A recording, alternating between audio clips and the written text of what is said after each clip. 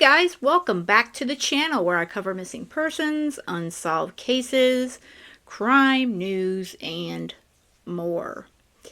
There is an update on the St. Cloud Santa, aka James Cox CSAM case out of St. Cloud, Florida, that I personally believe, and I know I'm not the only one, that really wonders if the Cox boys knew Stephan Sterns.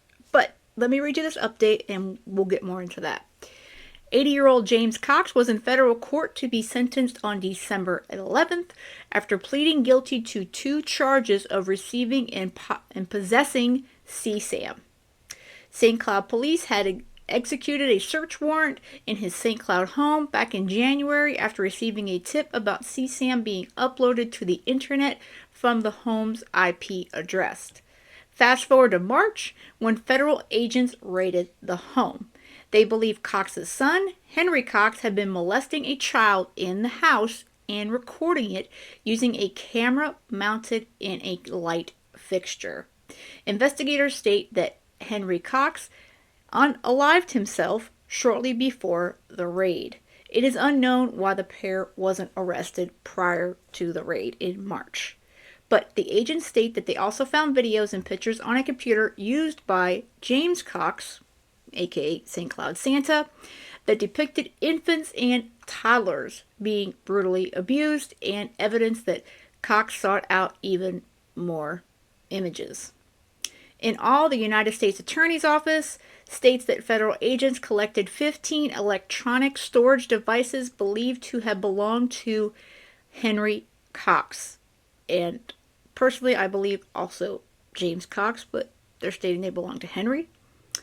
At the sentencing hearing last week, Cox's lawyer called on a forensic psychologist who testified that he was considered a low risk for reoffending given his age and lack of a criminal history. But prosecutors questioned the expert's findings and got him to admit that James Cox had not revealed that he frequently volunteered to portray Santa Claus at holiday gatherings. Cox gave a statement himself, saying he apologized for his actions and denied that he and his son knew what the other was doing. Yeah. If you buy that, I got some land to sell you in the swamp. Judge Paul Byron raised concern about whether Cox and his son were working together on producing and sharing what he called horrific child CSAM. The judge did end up sentencing him to 97 months in federal prison, followed by 5 years of supervised release. Now, that sentence is much shorter than the recommended range of 10 to 12 years, but given Cox's age, the judge stated it's likely amounts to a life sentence. I'm pretty disgusted, obviously, with James Cox, the ugly, nasty man who portrayed Santa Claus and befriended all the children in his neighborhood and betrayed them and pretty much ruined their lives. There was a 12 and I believe an 8-year-old that were initially part of the initial tip that were neighbor kids that had some sort of friendship with Henry and Dad James. I feel like his sentence is a joke. And yes, I realize he's 80 years old. But when the forensic psychologist states, oh, well, he's not at risk of reoffending. Listen, man, he's already 80 years old when he was arrested, and he was already continually searching for images on the internet. As far as I'm concerned, James Cox is a threat until he dies. So, hopefully, the judge is right, and he won't really have a chance to get that supervised release. Because I'm sure the families of those children that were abused by James and his son, I'm sure they would like him to rot in a prison cell. Now, getting back to the potential Now, I have to say this in air quotes, guys, because this has not been confirmed anywhere, but I I find it very suspicious that the location that Stephan Sterns decided to dispose of Maddie Soto's body was just 8 miles, about 12 minutes by car from the Cox home in St. Cloud on Countryside Drive. 8 miles.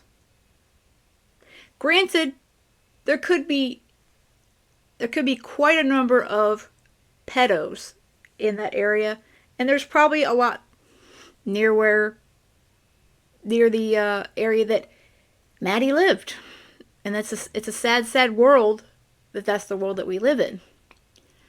But I just find it so odd. Why would Stephan drive all the way from Kissimmee, 192, what I formerly call they lived right in those condos, sort of behind the former Osceola Square Mall.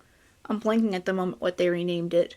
That's what happens when you grow up there. It's always going to be the old name that I knew it as, and especially considering that I worked in that mall for a number of years, starting in high school and in college. I worked at the Eckerd. Anyhow, I just find it odd that he would drive from the condo, the townhomes, all the way down 192. Of course, he could have taken the toll roads and other back roads, okay. But I'm just looking at it from a straight. You go from 192 straight down, because 192, if you guys are familiar with, Osceola County, it's the main drag. Okay, it's the main strip, 192. And it's just odd to me that he would drive to dispose of Madeline. And I'm sorry, I'm not trying to be disrespectful to her all, guys. I have the most respect for Maddie.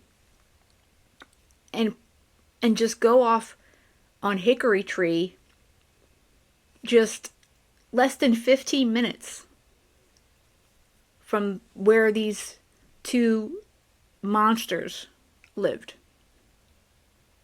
It's just I don't know, it doesn't sit with me right, guys. It just does not sit with me right. And I am continuing to look into this. I'm trying to get the documents, to look at the documents, and I will go over them here on the channel. It'll probably be a very